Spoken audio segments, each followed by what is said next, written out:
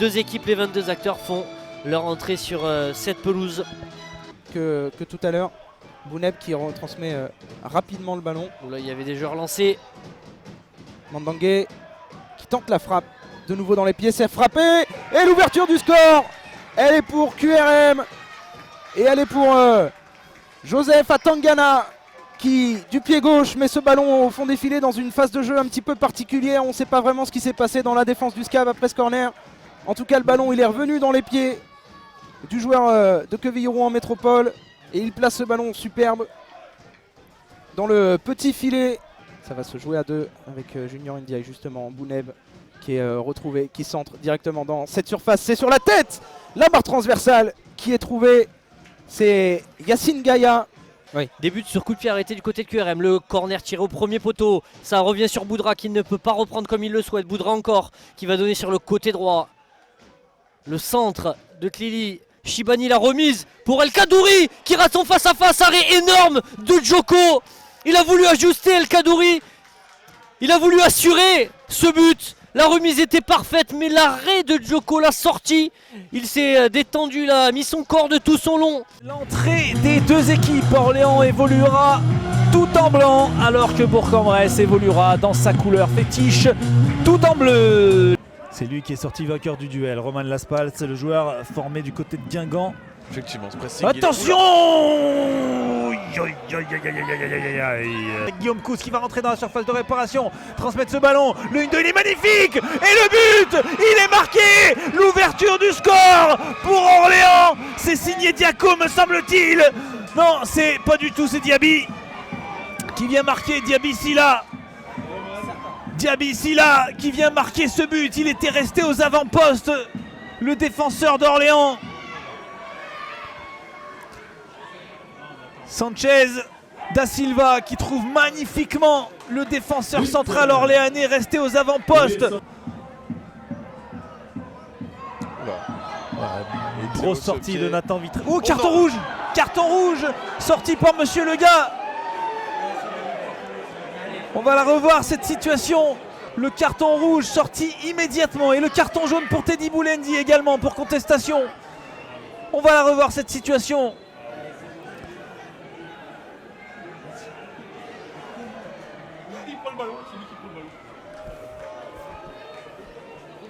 Alors pareil, ces commentaires, ça ne vient pas de nous évidemment.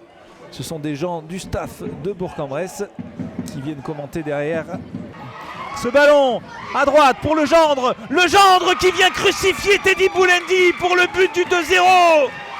À la 83e minute de jeu, le gendre, la recrue de l'hiver qui vient marquer ce deuxième but de la soirée pour Orléans. Da Silva qui met le pied sur le ballon, la conduite de balle, elle est parfaite. On est rentré dans la surface de réparation avec Da Silva. Attention, Jordan Morel qui vient mettre un troisième but magnifique sous la barre transversale. Cette fois, la messe est dite, 3-0 à la 86e minute de jeu. Bourg-en-Bresse ne reviendra pas dans cette rencontre. Le Football Club de Rouen a retrouvé son fauteuil de leader. Maintenant, la donne est simple, il faut refaire de Diochon une forteresse. Il faut enclencher le sprint final. La Ligue 2 est peut-être au bout de l'effort, mais attention à cette équipe du Puy-Foot 43 Auvergne. Il faut s'en méfier de ces poneaux parce qu'ils n'ont peur de personne. Qu'ils parviennent à le faire, Antoine Gauthier, l'ancien Stéphanois. Le centre d'Adélaïde, la tête, le but contre son camp qui va venir sanctionner ce début de match du FCR. Danny Goprou qui part à la faute sur ce centre. Ils étaient sous pression, les Rouennais, le leader du championnat qui après moins de 6 minutes va laisser les rênes du match au Puy-Foot 43. C'est pas illogique quand on voit le début de match conquérant des poneaux. En tout cas, c'est sans danger, sans conséquence. Et Yazid Aïdmoudjan servi par Danny Goprou dans la surface de réparation. Le superbe geste qui est réalisé par Amadou Bassi. Il est le premier sur ce ballon, geste de buteur, geste à l'instinct et la reprise de volée qui va permettre au FCR de recoller, de respirer un partout. Et le FCR évidemment qui récolte le fruit de ses efforts là depuis 10 minutes. Oui. Le Puy-Foot 43 qui doit tout recommencer. Ça y est, il a trouvé la juste mesure. C'est ça, il a retrouvé l'interrupteur, Moustapha Benzia pour lancer Amadou Bassi qui lui, là depuis quelques minutes, et Rocha Santos qui va buter sur Mathis Carvalho, impeccable. Redire le leader de National, c'est joué rapidement avec Kenny Rocha Santos qui aligne bien ce ballon qui va traîner. Et il a été Encore raté sauvé par par Mathis. Clément Bassin ou sauvé par Les deux, je crois. incroyable Ouais, situation. incroyable. Ouais. On l'a vu au fond celui-ci. Ah. Permet de rêver et de croire encore dans ce match. Et Bassier n'est jamais aussi fort que quand il réussit à se retourner, à se mettre face au jeu. Et le ballon retourné. Ah, c'était formidablement bien joué sur cette situation-là. Samuel Renel, Sofiane Bouzamoucha et sa jolie pointe de vitesse. C'est pas terminé. Marvin Adelaide qui joue en une touche de balle. La tête derrière l'arrêt d'Axel Temperton. Et sur le deuxième ballon, il y aura finalement un coup de sifflet. Et il n'y aura pas de but, surtout parce qu'elle n'était pas cadrée. J'ai cru qu'elle était cadrée justement. C'est une énorme situation. Il n'y a pas de hors-jeu, mais, Mais non, elle il n'y est a juste pas pas cadrée de sur la hors-jeu, deuxième elle est tentative. juste pas cadrée en fait, Exactement. cette tentative de Marvin Adelaide. Ouais, il va y avoir une période de flottement entre ces changements de chaque côté parce que tout le monde n'est pas à température sur l'aspect physiologique. Le ballon qui va dans la surface de réparation pour Idrissa Seydi. Et la Le sixième but première qui va alerte. attendre.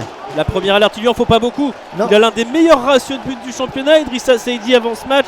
Le jeu de lumière du stade Armand Chouffet nous signale l'arrivée des 22 acteurs. Le stade Armand Chouffet, en effet, qui nous accueille ce soir. Avec Yanis Barca pour Tavares. Tavares qui laisse ce ballon avec cette frappe. Et quel arrêt de Sullivan Péan! Ah, on est patient côté Dijonais. Là, il y a un bon ballon peut-être à jouer avec Yanis Barca. Le centre! Le ballon. Attention avec ce ballon récupéré par Nsimba. Nsimba qui peut dégainer sur le côté gauche. Tavares, le centre! La tête! Et les buts! Et on le sentait venir, Amada qui était là à la récupération de ce gros travail à gauche.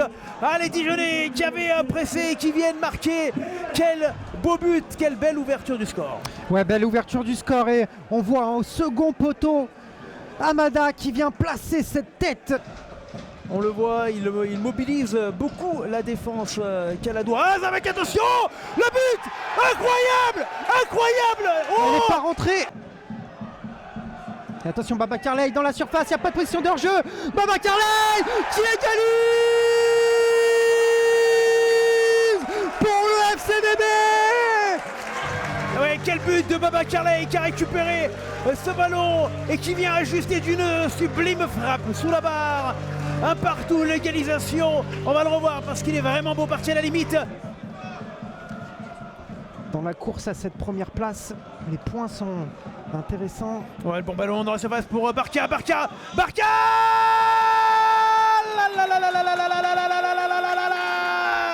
Quel but de Yanis Barca!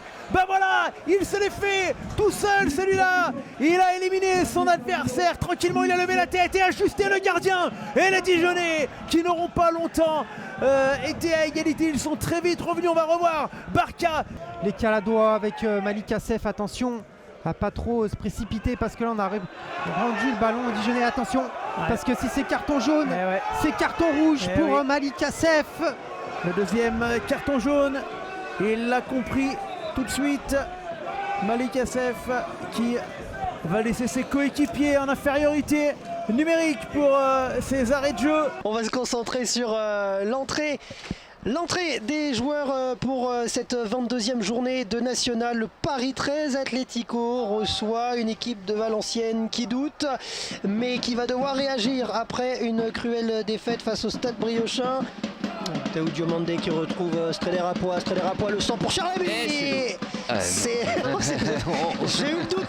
J'ai eu le doute aussi, mais cette frappe de Charlaby, elle est passée dans le petit filet extérieur. Alors regardez, là il est juste derrière la ligne. Là regardez, il revient. Est-ce que c'est pas lui qui touche le ballon justement? Eh oui, c'est parce que c'est lui qui touche le ballon dans cette surface. Et en effet, comme c'est lui qui touche le ballon, et ben ça fait pénalty, c'est la règle. Et ça va donc donner un pénalty. Alors dans cette petite confusion, il y a finalement un pénalty. 23e minute de jeu. Dans un moment où Niakate est sorti puis re-rentré, coup franc, pas coup franc, c'est finalement un pénalty pour le Paris 13 Atlético. Thiago Castro qui a la balle peut-être pour ouvrir le score à la 23e minute de jeu. Et oui, ce sera dedans. Thiago Castro ouvre le score. Le Paris 13 Atlético construisait depuis le début. vient en tout cas de finaliser sur ce penalty à un moment où on ne l'attendait pas forcément, dans une confusion. Mais en tout cas, il est là, ce penalty, il est inscrit. Thiago Castro, le Paris 13 mène 1-0. Vous voyez le faux rythme que cette situation aussi a créé. C'est comme si il n'y avait pas cet esprit revanchard. Et pour un club qui souhaite se maintenir... Attention, cet esprit revanchard, voilà, oui, il va être là. Et qui va venir l'inscrire? Eh bien, a priori, Sakalou Niakhaté. Si on voit juste, et en tout cas, il y a un partout désormais.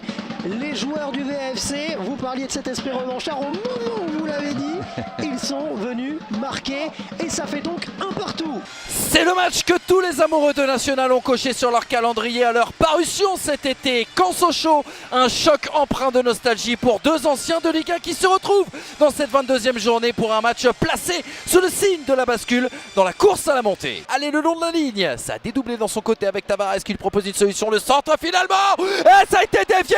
Ça a été dévié d'un petit cheveu. Ça a été dévié d'un petit cheveu par Capitjoko. Et là voilà le premier but dans ce match. Alors Benjamin Gomel ou Capitjoko, on va revoir là sur les images. En tout cas Gomel il la met déjà dans la bonne zone. Capitjoko il ne la touche pas. Non. Capitjoko ne la touche pas et le but sera accordé à Benjamin Gomel. Sa 8e réalisation dans cette saison 2025-2026 et déjà 1-0 pour le FC Sochaux. Il n'y a pas si longtemps et la Ligue 2 encore l'an dernier. Mazier, c'est bien fait ça pour Milinaire. La possibilité de centre. Première attention dans la course d'Ivan Botella. Son premier but ici même au stade d'Ornano. Lui qui n'avait marqué qu'à l'extérieur. Le meilleur buteur de Malherbe qui permet à Caen d'égaliser face au FC Sochaux-Montbéliard. Ça fait désormais un but partout. Ivan Botella qui conclut une magnifique action collective et qui inscrit sa 7e réalisation. Allez Gomis, il a de l'espace à gauche, il va aller le manger cet espace, lever la tête, le centre en retrait pour Sami Bagdadi, qui va aller s'écrouler, et le penalty signalé par Monsieur Zolota, et il faudra revoir cette action Vincent. Allez on revoit tout ça, Gomis pour Bagdadi, Sidibé la retire, et c'est ici avec Maxime Etchouin qui semblait avoir touché le ballon en premier mais va faucher Sami Bagdadi. Il fait face à Sami Bagdadi, la course d'élan a été partie du bon côté, mais Sami Bagdadi qui vient redonner l'avantage au FC Sochaux-Montbéliard. Le voilà, son premier but dans cette saison 2025-2026. Il n'avait pas marqué sous le maillot de Valenciennes. Il débloque son compteur but aujourd'hui sous un nouveau maillot, celui de Sochaux qu'il revêt depuis cet hiver, 2-1. Pour aller chercher peut-être une possibilité de centre, il est à la lutte avec Milinaire et il est passé Benjalou Dioussouf, le centre en retrait. Le centre en retrait et honoré Bayangilissa, le nouvel entrant, le coaching gagnant pour venir breaker le stade Malherbe-Caen. Ça fait désormais 3-1 et là Vincent on peut le dire, vous connaissez l'adage, la cabane est tombée sur le chien. Guillaume Janez pour Concarneau en tête de marche, accompagné de Raphaël Calvet pour les Versaillais. Santini le centre, Janez qui dégage de la tête, attention. Ça cafouille, ça se dégage un petit peu comme on peut. Shelton Guillaume qui récupère le ballon, qui va pouvoir frapper. Le petit crochet, il se met sur son pied gauche. Shelton Guillaume, la frappe, l'arrêt de Vincent Viau. Da Silva, Fabio Da Silva, le ballon il est bien emmené, il n'y a pas beaucoup de solutions, il a un petit peu d'angle, il va frapper. Et la barre pour Da Silva, oh quelle frappe, quelle envolée. Jamal Moussadek vers Jérémy Santini, c'est bien joué de la part du Corse. Jérémy Santini qui va percuter là-bas sur le flanc droit, qui va réussir à centrer sur Ozumo qui frappe ses contrées. Et c'est Shelton Guillaume au second poteau qui va ouvrir le score pour le Football Club de Versailles. Et à la 64e minute, c'est Versailles qui ouvre le score et qui va désormais faire la course en tête. Shelton Guillaume qui va centrer vers Ozumo, second poteau. Oh le plat du pied. L'arrêt, attention, c'est pas fini la tête. Oh quel arrêt de Vincent Viau, quel arrêt de Vincent Viau, mais quel... Et c'est le contre avec Tom Renaud qui a un petit peu de chance. Tom Renaud poursuivi par Jordan Tell. Tom Renaud en profondeur, il n'y a pas hors-jeu. Il n'y a pas hors-jeu pour Shelton Guillaume qui se présente pour son 8e but de la saison. Le crochet, Shelton Guillaume, ça fait 2-0 pour Versailles. Jules Varva qui va centrer. Et Jordan Tell, la tête qui passera juste à côté. Des buts de Nathan Jaworski C'était très certainement la dernière occasion.